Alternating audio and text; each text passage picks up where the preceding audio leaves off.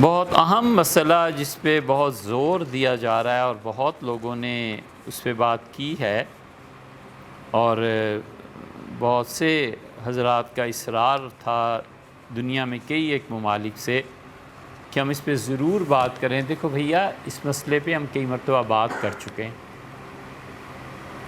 اس کے باوجود چونکہ مسئلے کا تعلق عقیدے سے ہے اور عقیدے میں یزید کا سیدنا حسین ابن علی رضی اللہ عنہ کا کیا مقام ہے، کربلا میں جو کچھ ہوا اس کے بارے میں یزید کے متعلق ہم لوگ کیا کہتے ہیں، اسے پھر عرض کرنا۔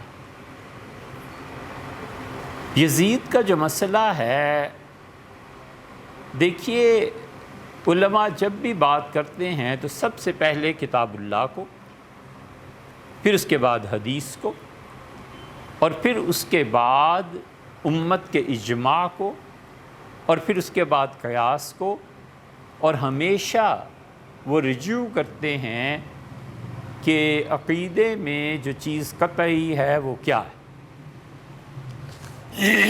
عقائد اور اعمال میں فرق ہے۔ اعمال میں یہ بھی گنجائش مل جاتی ہے کہ آپ ظہر کی 2 سنتیں پڑھ لیں 4 کی بجائے، ائمہ بہت سے اس کے قائل ہوں، لیکن عقیدہ جو ہوتا ہے وہ قطعی ہوتا ہے، اور عقیدوں میں ایسے اجتہاد بھی نہیں چلتا۔ عقیدہ اللہ ایک ہے یا نہیں ہے، حضرت رسالت پناہ صلی اللہ علیہ وسلم خدا کے آخری رسول ہیں یا نہیں ہیں، صحابہ کرام رضی اللہ عنہم مسلمان ہیں یا نہیں ہیں، قرآن اللہ کی کتاب ہے یا نہیں ہے۔ عقیدہ قطعی طور پہ طے شدہ بات ہوتی ہے۔ ایک کہتے ہی گرہ کو ہے، گرہ جب کسی چیز پہ باندھ دی جائے تو اس کو گرہ کو کھولنا مشکل ہو جاتا ہے۔ بہت سے لوگ اس طرح کس کے باندھتے ہیں کہ ہاتھوں کی لگائی ہوئی گرہیں دانتوں سے کھولنی پڑتی ہیں۔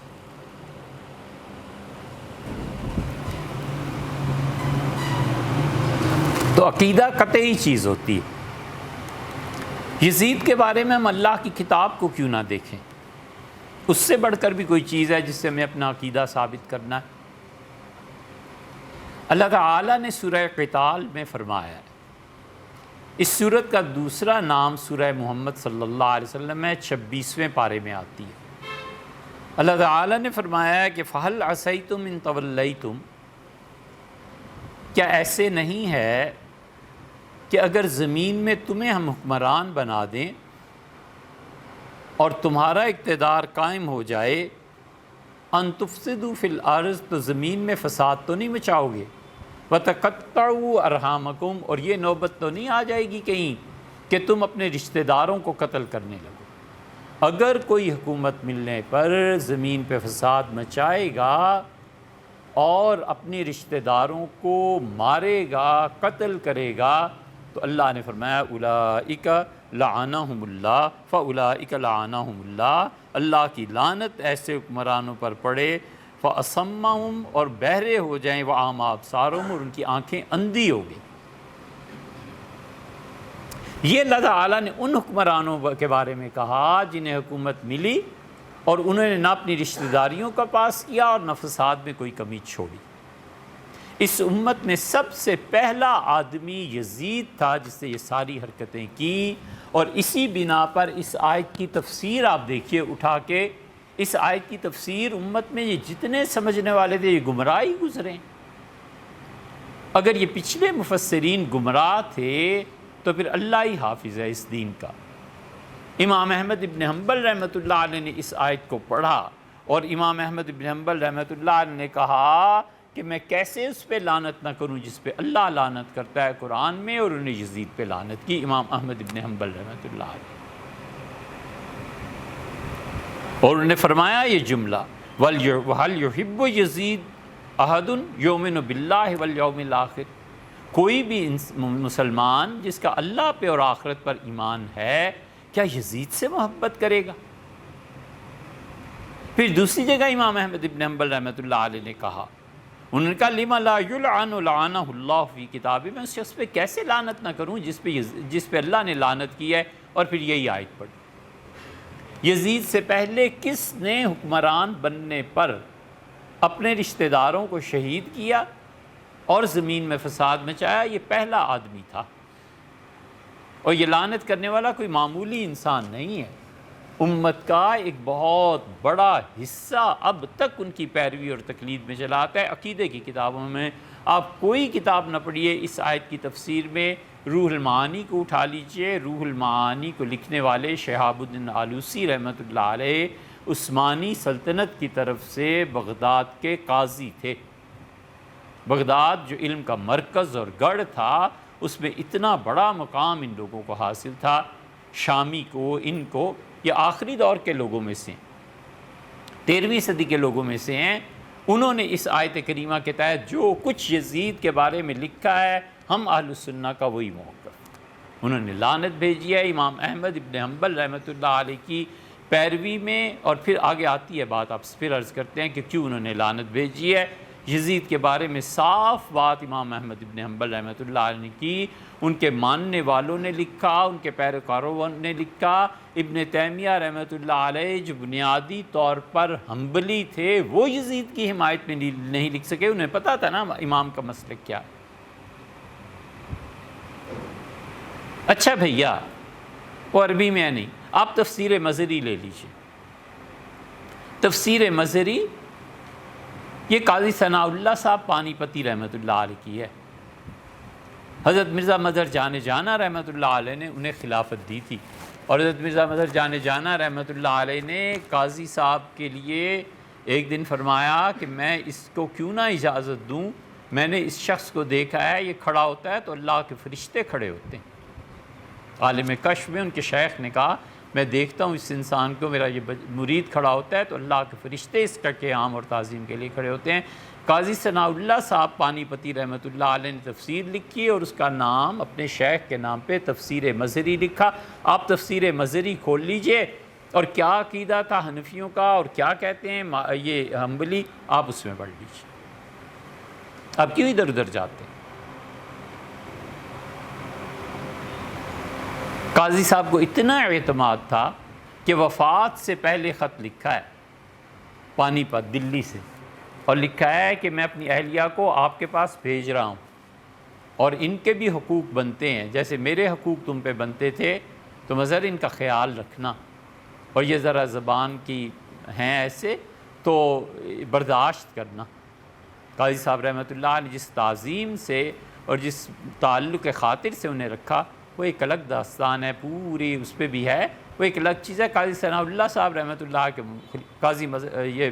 قاضی ثناء اللہ پانی پتی رحمۃ اللہ علیہ، ان کی تفسیر دیکھ لیجئے، سورہ قتال، سورہ محمد صلی اللہ علیہ وسلم 26واں پارہ، اور یہ آیت کہ اللہ تعالیٰ نے فرمایا فَهَلْ عَصَيْتُمْ أَن تَوَلَّيْتُمْ، اور کیا تم سے بھی یہ گمان کیا جا سکتا ہے کہ زمین میں اگر ہم تمہیں اقتدار بخشیں تو تم زمین میں فساد پھیلاؤ اور اپنی رشتہ داریوں کو کاٹو؟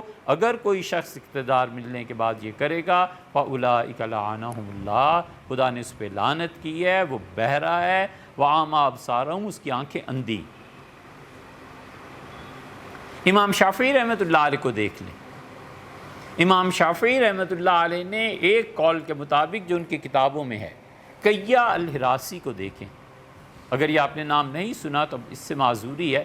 امام نووی رحمۃ اللہ علیہ کو دیکھیں، کیا الحراسی جو شافعی فقہ کے بہت بڑے ماہر ہیں، انہوں نے صاف اور واضح طور پر لکھا ہے اپنے فتاویٰ میں کہ ہم یزید پہ لعنت کے قائل ہیں اور ہم یزید پہ لعنت کرتے ہیں۔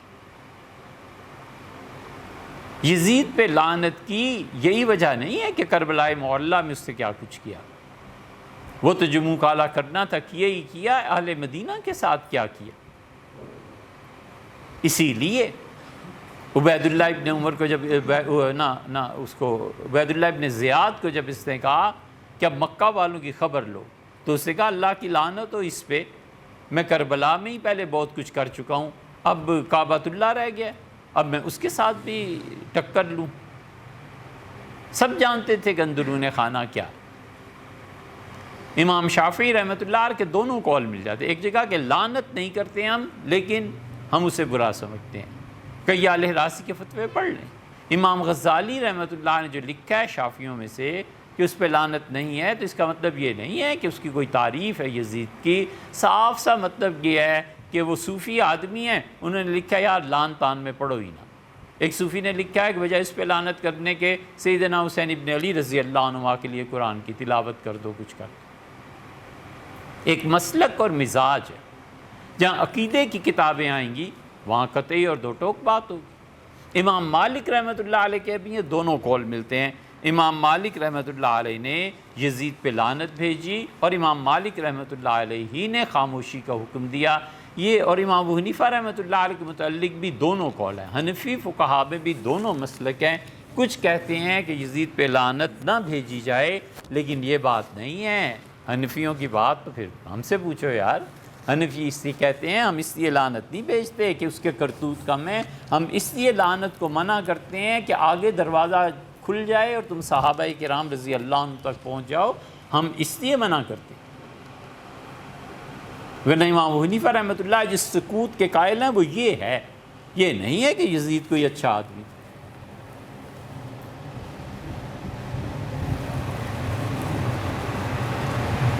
حدیث میں اس کے کرتوت آئے، حدیث میں صاف آتا ہے کہ جو لوگ اس کے پاس ملنے گئے تھے انہوں نے آ کے توبہ کی، انہوں نے کہا وہ تو شراب پیتا ہے، نماز نہیں پڑھتا، یہ فاسق آدمی ہے۔ کربلا کے واقعے کے بعد اب یہ حدیث کی طرف آؤ نا، یہ سب ناسبی ہیں، اسلام آباد کے اکثر مولوی ناسبی ہیں اور ان پڑھ ہیں، پڑھے لکھے جو نہیں، اب کیا کیا جائے؟ ان کا وتیرہ یہ ہے کہ یزید ہمارا رہنما ہے۔ ام المومنین حضرت عائشہ رضی اللہ عنہا کی جو عمر نکاح کے وقت حضور صلی اللہ علیہ وسلم کے ساتھ تھی، صحیح بخاری میں ہے، ان حدیثوں کو نہیں ماننا۔ ترمذی میں بنو امیہ کے متعلق ان کی مذمت میں جو احادیث آئی ہیں ان کو بھی نہیں ماننا۔ یہ سب حدیث کا انکار ہے۔ اصل فتنہ یہ ہے کہ حدیث ان کے خلاف جاتی ہے۔ صحیح بخاری میں آیا ہے، اب اس حدیث کا کیا کرنا ہے آپ نے؟ قرآن کریم کی آیت بتا دی، اس حدیث کا کیا کرنا ہے؟ صحیح بخاری میں آیا ہے کہ سیدنا حسین ابن علی رضی اللہ عنہ کا سر کاٹ کر جب عبیداللہ ابن زیاد کے سامنے لایا گیا تو عبیداللہ ابن زیاد چھڑی ہاتھ سے لے کے کبھی ان کے ناک میں ڈالتا تھا، کبھی ان کے منہ میں ڈالتا تھا، اور جملے کہتا تھا، کیا کہتا تھا؟ اچھا یہ خوبصورت ہے، اچھا یہ حسین ہے۔ یہ کفر نہیں ہے تو اور کیا ہے؟ حتیٰ کہ انس بن مالک رضی اللہ عنہ اٹھے اور کہتے ہیں میں نے اسے سمجھایا، منع کیا، میں نے کہا نہ کر، حضور صلی اللہ علیہ وسلم جسے کبھی تو چھڑیاں لگا رہا ہے نا، مار رہا ہے اس سر کو، حضور صلی اللہ علیہ وسلم بوسہ دیا کرتے تھے، تب وہ شرمندہ ہو۔ ابو برزہ رضی اللہ عنہ آئے ہیں، یہ ابو داؤد کی روایت ہے، ان حدیثوں کو کہاں لے جانا ہے یار؟ ابو داؤد میں آیا ہے کہ حضرت ابو برزہ اسلمی حضور صلی اللہ علیہ وسلم کے صحابہ رضی اللہ عنہ میں سے تھے، عبیداللہ ابن زیاد کھڑا تھا اور جب وہ آئے تو قد کے اعتبار سے کم تھے۔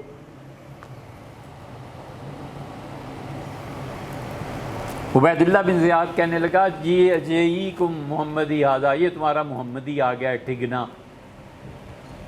انہوں نے کہا فو، مجھے نہیں پتا تھا کہ اس امت میں یہ وقت بھی آئے گا کہ حضور صلی اللہ علیہ وسلم کی صحبت میں جو لوگ بیٹھے ہیں ان پر تنقید کی جائے گی اس لیے کہ ہم محمدی ہیں، ان کی صحبت اٹھائی ہے۔ کہ مجھے نہیں پتا تھا کہ یہ دن بھی مجھے دیکھنے پڑیں گے۔ یہ ان کے کرتوت تھے۔ عبیداللہ ابن زیاد کو کیا سزا دی تھی یزید نے؟ اسے نہیں پتا تھا کس سے قتل کیا۔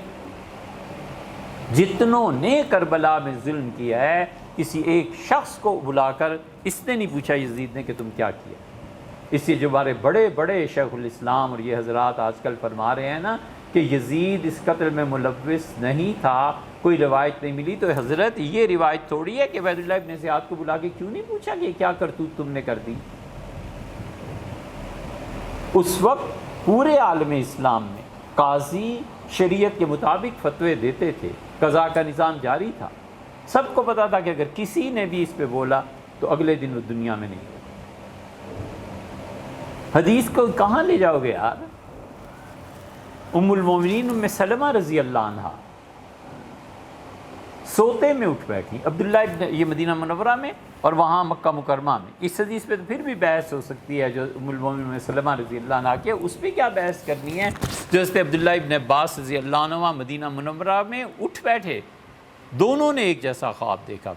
عرض کیا گیا کیا ہوا؟ انہوں نے کہا حضور صلی اللہ علیہ وسلم خواب میں دیکھتا ہوں یا دیکھتی ہوں، پگڑی بھی نہیں ہے، بال بکھرے ہوئے ہیں اور چہرہ مبارک پہ مٹی کے اثرات ہیں، ہاتھ میں ایک برتن ہے، یہ مسند احمد میں بھی آئی ہے، نکالو نہیں نا حدیث کو، ہاتھ میں ایک برتن ہے شیشے کا اور جگہ جگہ جمع ہوا خون ہے، زمین میں مٹی میں ملا ہوا، اسے اٹھا اٹھا کر ڈال رہے ہیں۔ تو میں نے پوچھا اللہ کے رسول آپ کو کیا ہو گیا ہے؟ فرمایا تمہیں نہیں پتا، ہم کربلا آئے ہیں حسین کا خون اٹھا۔ روح مبارکہ تک اس واقعے کا، اس سانے کا اثر پہنچا۔ ان احادیث کو نکال دیں پھر اہل سنت کی کتابوں میں سے۔ حافظ ابن حجر رحمۃ اللہ علیہ کی لسان المیزان اٹھاؤ اور تذکرہ پڑھو ان سب کا۔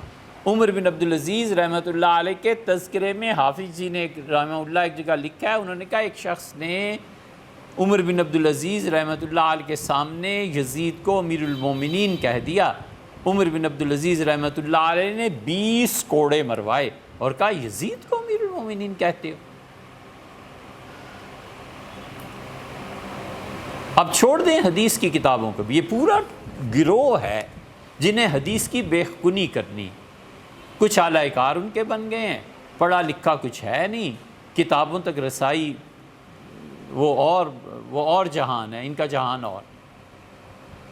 اب ان کو بھی چھوڑ دیں، اب خود سوچیں کہ کتاب و سنت کے بعد ائمہ اربعہ بیٹھے بحث کر رہے ہیں ایک آدمی کے بارے میں کہ یہ کافر ہے کہ مسلمان ہے۔ کوئی اٹھ کے پوچھے حضرت گناہگار بھی تھا تو کہے گا نا کوئی کہ میاں دماغ درست ہے، ہم تو اس کے کفر اسلام کے مسئلے پہ بحث کر رہے ہیں کہ کافر تھا یا مسلمان تھا، اور تم کہتے ہو گناہگار بھی تھا۔ وہ شدید گناہگار انسان تھا، اسی لیے تو اس کے کفر اسلام کی بحث آئی۔ یزید نے کیا تھا اہل بیت کرام رضی اللہ عنہ کے ساتھ؟ کانپتے تھے۔ حضرت سید الساجدین زین العابدین رحمۃ اللہ علیہ رہ گئے تھے اور وہ مدینہ منورہ میں تھے، بڑے دانا، بڑے اللہ کو یاد کرنے والے، خدا کے لیے بڑی عبادت کرنے والے، علوم کے وارث، اپنے دادا کا علم ان کے پاس تھا، اپنے والد کا علم ان کے پاس تھا، اپنے بڑے ابا کا علم ان کے پاس تھا۔ ان جیسی ہستی کون تھی؟ زین العابدین رحمۃ اللہ علیہ مدینہ منورہ میں وہ سمجھ گئے، 19-20 سال کے لڑکے تھے، مدینہ منورہ پہنچے اور نے اپنے سارے خاندان کو جمع کیا، سیدنا حسن رضی اللہ عنہ کی اولاد کو بھی۔ یہ ایک آدمی بچ گیا تھا کربلا میں، اگر وہ شہید اس دن کر دیے جاتے، یہ آئے تھے سارے مارنے کے لیے انہیں، پھر ایک فوجی نے دوسرے کو احساس دلایا، اس نے کہا نہ کرو یار، یہ حسین کا بیٹا بیچارہ بیمار ہے، چھوڑ دو، ورنہ انہوں نے تو حسینیوں کا خاتمہ کر دیا تھا۔ وہ آئے مدینہ منورہ اور نے سب کو جمع کیا اور انہوں نے کہا بچوں، حکومت کا مسئلہ نہیں، ہم میں سے آئندہ کوئی حکومت سے ٹکر نہیں لے گا، اپنا علم کا کام کرو، اللہ ہی کو منظور نہیں ہے کہ ہمارے ہاں حکومت اور علم دونوں چیزیں جمع ہو جائے۔ یزید کا لشکر، یزید اہل مدینہ نے سنا، جابر ابن عبداللہ رضی اللہ عنہ زندہ تھے۔ جابر ابن عبداللہ وہ آدمی ہیں جن کو رسول اللہ صلی اللہ علیہ وسلم نے فرمایا دیکھو اس کے حسین رضی اللہ عنہ ان کے ہاں اولاد ہوگی، اور پھر میرا ایک پڑپوتا آگے چل کے جعفر آئے گا، امام باقر رحمۃ اللہ علیہ۔ بقرہ عربی میں کہتے ہیں یہ جو بیل زمین پہ پاؤں مارتا ہے نا، اس عمل کو امام باقر رحمۃ اللہ علیہ کو باقر اس لیے کہا گیا کہ وہ جستجو کرتے تھے علم کی، زمین کے نیچے بھی کہیں علم تھا تو اسے بھی اٹھا لاتے تھے۔ حضور صلی اللہ علیہ وسلم اسے میرا سلام کہنا۔ یہ حنفی فقہ کی عقیدے کی کتابوں میں لکھا ہوا ہے۔ حضرت جابر بن عبداللہ تشریف لے گئے اور جا کر امام باقر رحمہم اللہ ان سے کہا کہ حضور صلی اللہ علیہ وسلم امانت دی تھی، بیٹے پہنچانے آیا ہوں، تم حسین کے پوتے ہو، تو حضور صلی اللہ علیہ وسلم اپنے جد امجد کا سلام تمہیں پیش کرتا ہوں، حضرت نے تمہارے متعلق فرمایا تھا۔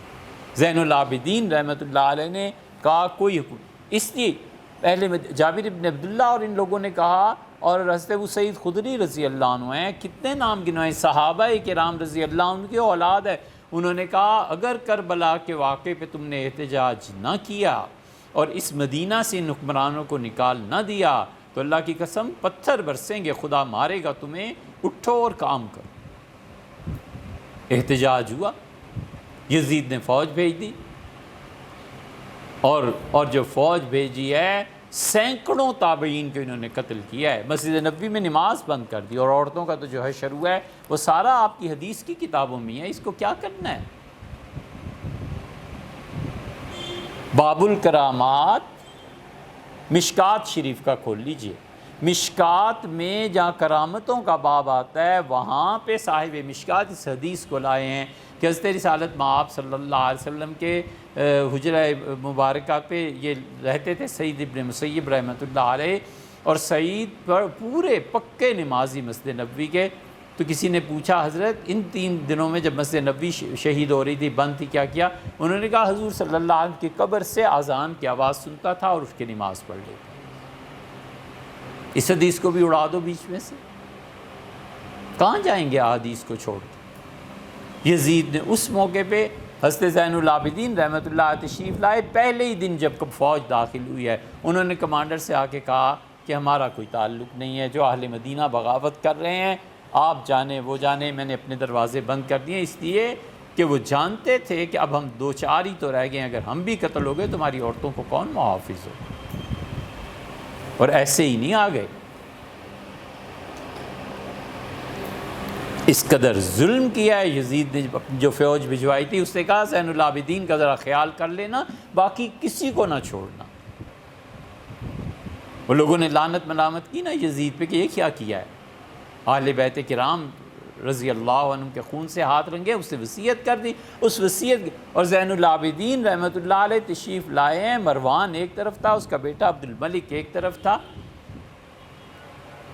اور اس نے کمانڈر سے کہا کہ مجھے پانی پلاؤ، تھے تو سب ایک ہی، اس سے پانی منگوا کے اسے دے دیا مروان کو۔ مروان نے کہا زین العابدین تم پانی پی لو، وہ سمجھ گیا مسلم اس کا نام تھا کمانڈر کا، اس نے کہا زین العابدین تم پانی پی لو، جب پیو گے تو تم میرے مہمان بن جاؤ گے، اور عربوں کی روایت کے خلاف ہے کہ اپنے مہمانوں کو تنگ کریں، پی لو۔ جب پی لیا تو اس نے کہا اگر یہ پانی نہ پیا ہوتا اور امیر المومنین یزید نے مجھے نہ کہا ہوتا کہ میں تمہارا خیال کروں تو میں تو تمہارا بھی سر اڑا دیتا۔ یہ سب یہی تھا، خون کی ہولی کھیلی جا رہی۔ اسی لیے یہ بات نہیں ہے کہ صحابہ کرام رضی اللہ عنہم سیدنا حسین ابن علی رضی اللہ عنہ کے ساتھ نہیں تھے، اخبار الطوال آپ پڑھ لیں، عبداللہ ابن عباس تھے، عبداللہ ابن زبیر تھے، سیدنا انس تھے، یہ سب لوگ ساتھ تھے حسین ابن علی رضی اللہ عنہ کے، کہتے تھے حضرت ہمارا موقف یہ ہے کہ ٹکراؤ سے کچھ ہوگا نہیں۔ عبداللہ ابن عمر رضی اللہ عنہ گئے، یزید کی بیعت کی، واپس آئے، لوگوں نے کہا حضرت تو برا آدمی ہے، انہوں نے کہا اللہ کے نام پہ بیعت کیا ہے، اللہ جانے اور وہ جانے۔ ابن عمر جانتے تھے کہ ہونا کچھ نہیں، انہوں نے کہا حسین تم نہ جاؤ، مکہ میں آ گئے ہو بس ٹھہرو، یہاں نہ جاؤ، کوئی فائدہ نہیں اس حکومت کے ساتھ ٹکراؤ، مسنگ پرسنز ہو جاتے ہیں نا۔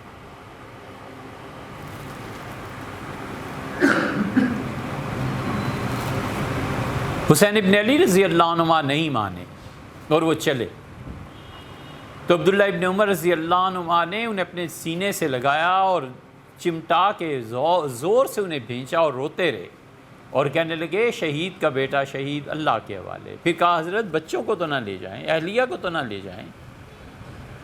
انہوں نے فرمایا کوئی حرج نہیں، کوئی اتنی بڑی چیز نہیں، اجتہاد ان کا بھی تھا، اجتہاد سیدنا حسین ابن علی رضی اللہ عنہ کا بھی تھا، سیدنا حسین ابن علی رضی اللہ عنہ کا اجتہاد زیادہ اچھا تھا، ہم تو یہ سمجھتے ہیں۔ ان حدیثوں کو کہاں نکال کے لے جانا ہے؟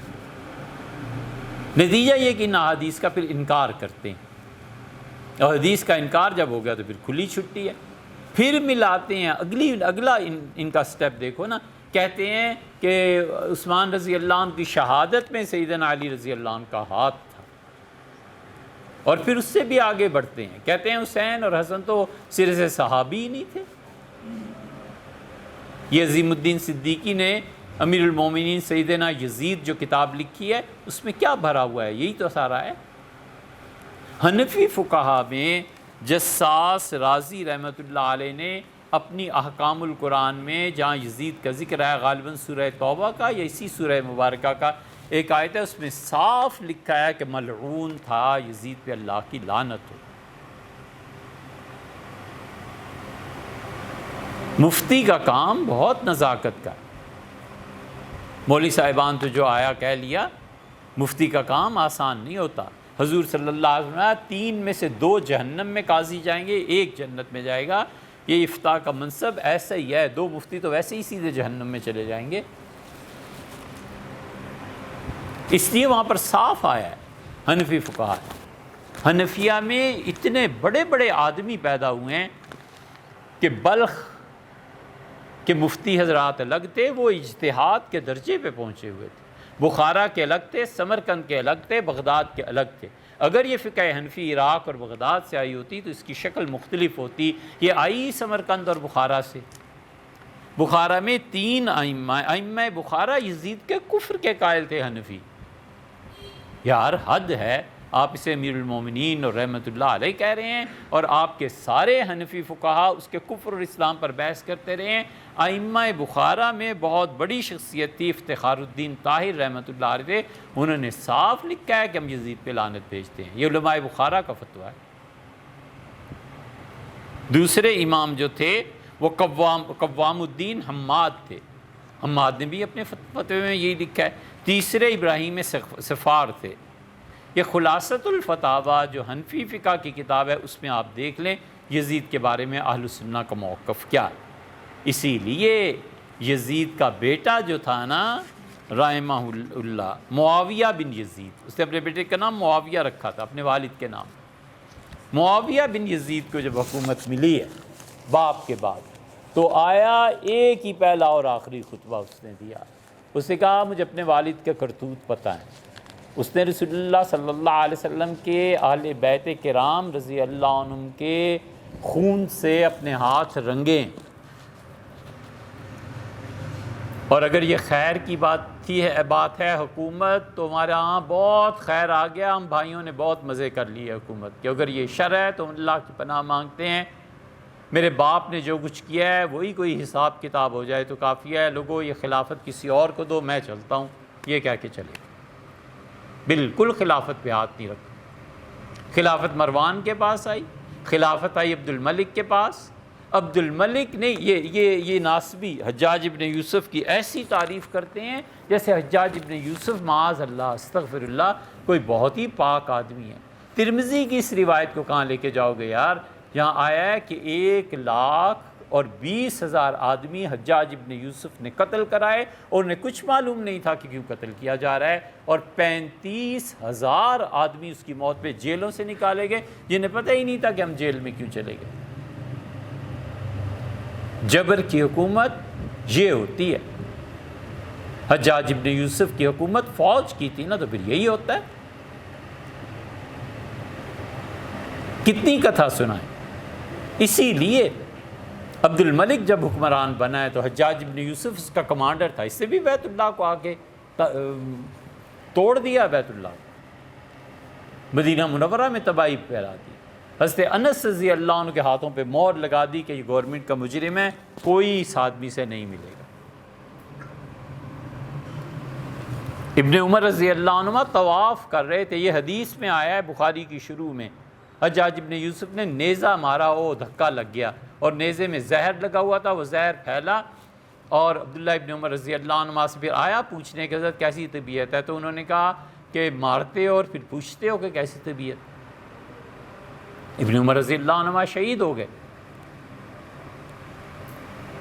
یہ جو عبد الملک تھا اس نے حجاج کو لکھا، اس نے کہا دیکھو بنو امیہ کے خلاف جو بغاوتیں ہو رہی ہیں تم لوگوں کو تلوار کے نیچے لٹا دو، لیکن علی کی اولاد پر ہاتھ نہ ڈالنا، یہ بنو ہاشم جو ہے نا ان کے خون پہ ہاتھ نہ ڈالنا۔ میں نے دیکھا ہے بنو ہاشم کے خون پہ فاطمہ رضی اللہ عنہ کی اولاد پہ جس نے ہاتھ ڈالا ہے اس کی حکومت تباہ ہو گئی ہے۔ یزید اسی لیے تباہ ہو گیا کہ اس نے حسین ابن علی رضی اللہ عنہ کے ہاتھ میں خون رنگ دیا۔ آپ اس حدیث کو کہیں لے جا سکتے ہیں؟ ترمذی کھولیں، 10 محرم ہی کو یہ سیدنا حسین ابن علی رضی اللہ عنہ کو شہید کیا ہے نا، سن 67 ہجری میں 10 محرم ہی کو عبید اللہ ابن زیاد مارا گیا۔ عبید اللہ ابن زیاد اور اس کے ساتھ جنہوں نے کربلا میں حصہ لیا تھا نا، کمانڈر سر لائے گئے، اور وہ کہتے ہیں کہ سر ان کے بھیجے گئے۔ سر جب رکھے گئے دمشق کی مسجد میں تو کھولا گیا وہ تھیلا جس میں سر آئے ہوئے تھے، تو شور مچ گیا کہ سانپ آ گیا، سانپ آ گیا۔ کہتے ہیں ہم نے پھینک دیے۔ عبید اللہ ابن زیاد کے یہ جو حلق ہے اس سے سانپ داخل ہوا اور اس کے اندر رہا سر میں، اور پھر وہ ناک سے باہر چلا گیا، اور پھر شور مچ گیا، سر رکھ دیے گئے، سانپ آ گیا، سانپ آ گیا، اور پھر اس نے یہی کیا، ڈستا تھا اس عبید اللہ ابن زیاد کے سر پہ۔ اس حدیث کو نکال دو، ہم نے آپ کو بتا دیا کہ کتاب اللہ دیکھ لیں، اس کی تشریح، احادیث پڑھ لیں، اس کی تشریح دیکھ لیں، ائمہ مجتہدین کے فتاویٰ دیکھ لیں، اور آپ بالکل اپنے قریب کے 3 آدمیوں کو دیکھ لیں۔ 3 چھوٹے چھوٹے جملے آپ سے حضرت مجدد الفسانی سرہندی رحمۃ اللہ علیہ نے اپنے مکتوبات شریف میں لکھا ہے۔ حضرت مجدد رحمۃ اللہ علیہ نے لکھا ہے کہ زمرہ فسقہ، فاسق آدمی تھا، ہم لعنت بھیجنے کی اجازت اس لیے نہیں دیتے کہ آگے نہ مسئلہ چلا جائے، وگرنہ یہ یزید پلید کے لفظ لکھے ہیں۔ اس زمانے میں ہالینڈ کے لوگ آئے ہوئے تھے، فرنگی، بر صغیر اور ہالینڈ کے درمیان بحری جنگیں جاری تھیں۔ حضرت مجدد رحمۃ اللہ نے لکھا ہے کہ کار کند اس نے وہ کرتوت کیے کربلا میں اور مدینہ منورہ میں، ہیچ کافر فرنگ نہ کردن، کسی فرنگی کافر نے وہ کام نہیں کیا جو اس یزید نے کیا۔ حضرت شاہ ولی اللہ کا بھی سنا دیں، شاہ ولی اللہ رحمۃ اللہ علیہ کی کتاب ازالۃ الخفا پڑھ لیں، شاہ صاحب نے صاف لکھے ہیں اس کے کرتوت، اور اسے فاسق کرا دیا۔ حجت اللہ البالغہ پڑھ لیں، اس میں بھی ہے۔ آخری حوالہ دیں شاہ عبدالعزیز صاحب محدث دہلوی رحمۃ اللہ۔ شاہ عبدالعزیز صاحب محدث دہلوی رحمۃ اللہ نے لکھا ہے کہ دنیا میں ایسے بدبخت بھی ہوتے ہیں جو انبیاء علیہ الصلوۃ والسلام کو قتل کر دیتے ہیں، ائمہ کرام کو قتل کرتے ہیں، اللہ کے اچھے بندوں کو قتل کرتے ہیں، جیسے یزید اور اس کے ماننے والے شاہ عبدالعزیز صاحب رحمۃ اللہ علیہ کے۔ اور میاں ان عقیدے کی چیزوں میں، حتیٰ کہ اعمال کی چیزوں میں استخارے نہیں ہوا کرتے کہ ہم استخارہ کرنا شروع کر دیں کہ فاتحہ سے پہلے بسم اللہ پڑھیں یا نہ پڑھیں، عقیدے میں استخارہ شروع کر دیں کہ قرآن پورا ہے یا نہیں، میرے لا حول ولا قوت الا باللہ۔ یہ تو قطعی بات ہوتی ہے کہ عقیدہ یہ ہے یا نہیں۔ اس لیے ہمارا صاف عقیدہ ہے جو ہمارے اسلاف کا تھا، جو حنفیوں کا تھا، ماتریدیوں کا تھا، دلائل کی بنیاد پہ تھا کہ یزید فاسق ہے، اور اگر کوئی آدمی اس پہ لعنت کرتا ہے تو وہ گناہگار نہیں۔